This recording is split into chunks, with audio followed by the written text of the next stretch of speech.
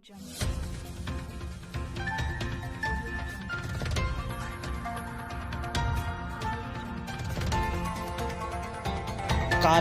TV, हर पल आपके साथ। क्षेत्र में सांडों का आतंक खत्म होने का नाम नहीं ले रहा है। 3 लोगों को सांड ने मारकर फिर किया घायल। जिला बरेली के नवाबगंज के मुड़िया बीकमपुर में उस समय हड़कंप मच गया जब एक आवारा सांड घूमता हुआ गांव में दाखिल हो गया। उस आवारा सांड ने पहले तो जमकर उत्पात मचाया। जब लोगों ने सांड को रोकना चाहा तो 3 लोगों को उस आवारा सांड ने अपने हमले से मारकर घायल कर दिया।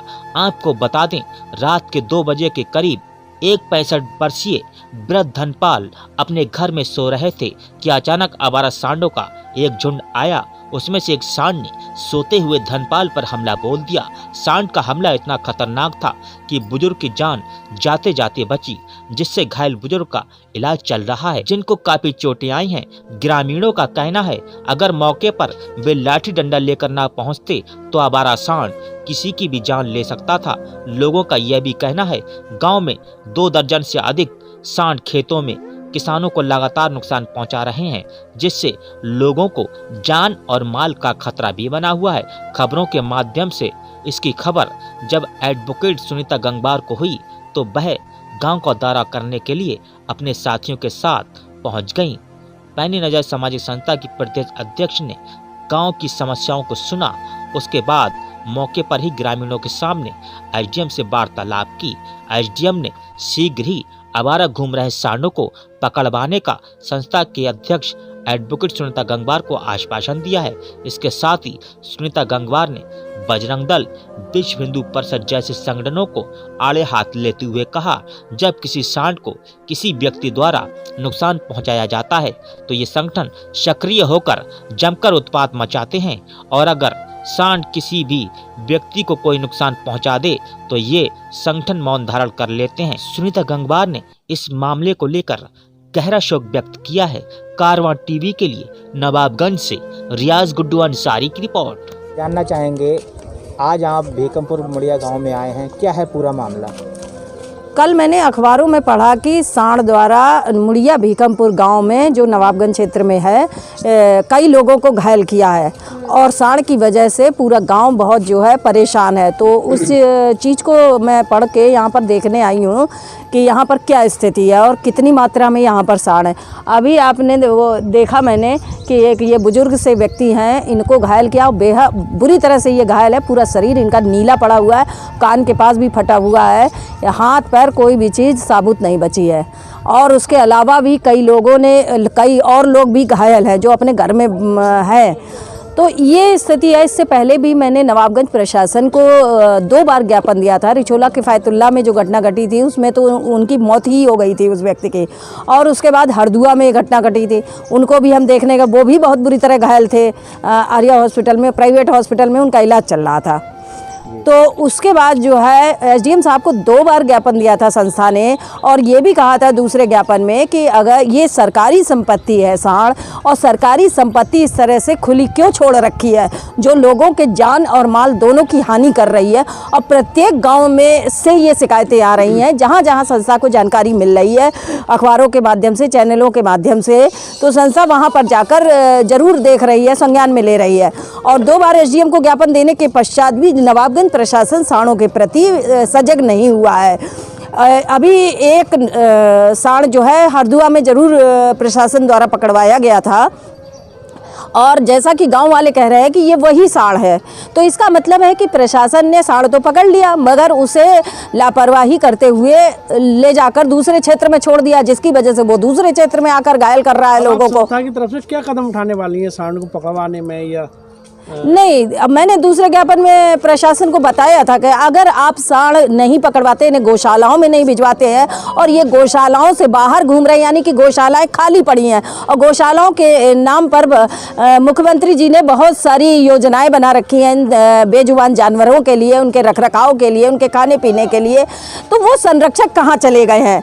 और वो संरक्षक जब सांड किसी को घायल करता है तो वो संरक्षक क्यों नहीं आते निकल कर? प्रशासन कोई कार्रवाई नहीं करता है, तब आगे क्या स्टेप लेंगे? नहीं, हमारा तो ये स्टेप है, जैसा कि हम दूसरे ज्ञापन में बता चुके थे कि प्रशासन अगर नहीं कोई स्टेप लेता है तो हम मजबूर होकर प्रशासन के पास ये सरकारी संपत्ति ले जाकर जमा करेंगे। क्या लगता वो है अपने आपको कार्यालय में इसको बांध के रखें। नवाबगंज क्षेत्र में गौशालाएं बनी हुई हैं या नहीं? गौशालाएं हैं, जैसा कि लोग बताते हैं गौशालाएं हैं, लेकिन गौशालाएं खाली पड़ी हैं तभी तो ये दिखाई दे रहे हैं। अगर गौशालाओं में सांड होते तो ये रोडों पर, गांवों में, खेतों में क्यों दिखाई पड़ते? और जबकि मुख्यमंत्री जी इनके लिए काफ़ी पैसा भी देते हैं और योजनाएं हैं, खाने पीने का प्रबंध इनका होता है, लेकिन वो प्रबंध कहाँ चला जाता है, किसके पास चला जाता है, ये एक विषय है। तभी तो ये जानवर, इनकी भी दुर्दशा हो रही है और साथ में लोगों की दुर्दशा हो रही है, फसलों का नुकसान कर रहे हैं। ज्ञापन दिए हैं आवारा पशुओं को पकड़वाने को लेकर, अब तक कोई सुनवाई हुई उस पर? नहीं, मेरे हिसाब से तो कोई सुनवाई नहीं हुई। सुनवाई होती तो ये सांड पकड़ के गौशालाओं तक पहुंचाए जाते। प्रशासन जो है लापरवाही बरत रहा है, लगातार लापरवाही बरत रहा है। संगठनों को आप कितना दोषी? संगठन इसमें पूरी तरह से दोषी है। जब ये सांड कोई मारा जाता है तो ये बजरंग दल और विश्व हिंदू दल जो है उत्पात मचाने के लिए तुरंत निकल के आते हैं, लेकिन जब सांड द्वारा घटनाएं घटती हैं तो ये दल विलुप्त हो जाते हैं। तब ये दल कहाँ चले जाते हैं? तब इनकी रक्षा या इनके रखरखाव के लिए निकल कर क्यों नहीं आते? और उन घायल लोगों को देखने के लिए कभी कोई आता है? कोई एक्शन नहीं होता है और सरकार भी उस पर मौन रहती है। लेकिन जब सांडों द्वारा घटनाएं होती हैं तब कोई एक्शन नहीं, और सांड मर जाए तो बहुत जल्दी एक्शन होता है। ऐसे में आपका संगठन क्या करेगा? हमारा संगठन यही करेगा कि हम गांव वालों की मदद से ये सांड इनके सरकारी कार्यालयों में जमा करवाएंगे। हम फिर यही मजबूर है संस्था यही काम करने के लिए। जब आप सांडों को इस तरह खुला छोड़ रखा है, उनका नहीं रख रखाव कर रहे हैं तो हम क्या कर सकते हैं? हमारी मजबूरी है, यही करेंगे हम। ठीक है, thank you so much. Dhanpal. आपका ये मुंह सूजा हुआ है, किस वजह से सूजा हुआ है? दो दाड़ा लेकर के बाहर गिरी जाए। कैसे चोट लगी थी आपको? ये जो बाजार न मारो। बिजार ने? आप क्या कर रहे थे उस समय? हम आंगन में खड़े वास्ते जा, हमने कही हटिया। अच्छा पैसा फिर उठे। अच्छा, कहीं उसने पटक दो आए। आपने भगाने की कोशिश करी थी उसको? न भगवान की कोशिश न करी, हमने इतनी कई बार हटिया, कई बार फेंक दो। दिन की बात है या रात की? रात 2 बजे टाइम की बात है। अच्छा, तो ये कहाँ से आते हैं ये सांड? अरे जैसा अब आए तो हदुआ में रहे तो पहले। हरदुआ में कैसे? हाँ हाँ मारो बचाओ थे। हूँ हरदुआ में? अच्छा, तो हरदुआ में मारा था तो यहाँ कैसे आया ये? उन लोगों ने भैया लिया वो तो एसडीएम साहब ले गए थे। अरे वहाँ से उन लोगों को परेशान करो हो तो भैया वो छोड़ दो वो। अच्छा, हाँ छोड़ो वो, मानो ना तो मुझे कटरा में फंसिया तो बहुत चुके हैं।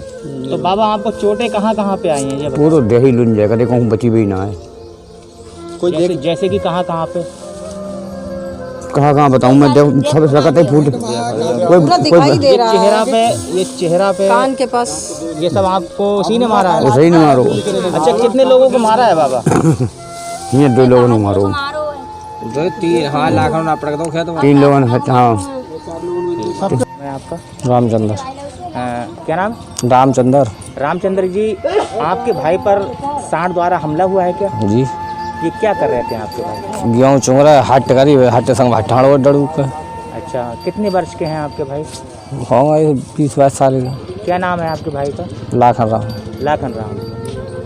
तो घर में ही मारा था या खेत में मारा? खेत मारो। खेत में मारा था। एक ही सांड है आपके गांव में? आप लोग हजे हाँ बहुत है रे तो, मगर और मार ना रहा, बहुत ज्यादा मार। कभी आपने इसकी शिकायत प्रशासनिक अधिकारियों से की है? हमने का बताओ कहूँ करी मान लो, अब जो चर्चा गाँव में रही। तो कहाँ कहाँ चोटें आई हैं? उनके पाए धर गए हैं और जड्ड मारी, मान लो लीला साइज टांग में पड़ गए पायन था और जड्ड मारी है। इस एरिया में कितने सांड हैं? कहा बुढ़े तो आने के दाएँ कोई पता थोड़ा गुम चोटें आई हैं? 20 ही न हो। 20 है? क्या फसल का आप चाहते हो ये सांड पकड़े जाए या ना पकड़े जाए? अरे सब पकड़े जा, सब गिरा है गाँव में। इससे नुकसान है आपको? ये नुकसान तो है ही है सबको। नुकसान है? नुकसान नहीं है? आप चाहते हो पकड़े जाएंगे? पकड़े जाए तो और बढ़िया। जान माल दोनों का नुकसान है। सफाई को आए। कारवां टीवी, हर पल आपके साथ।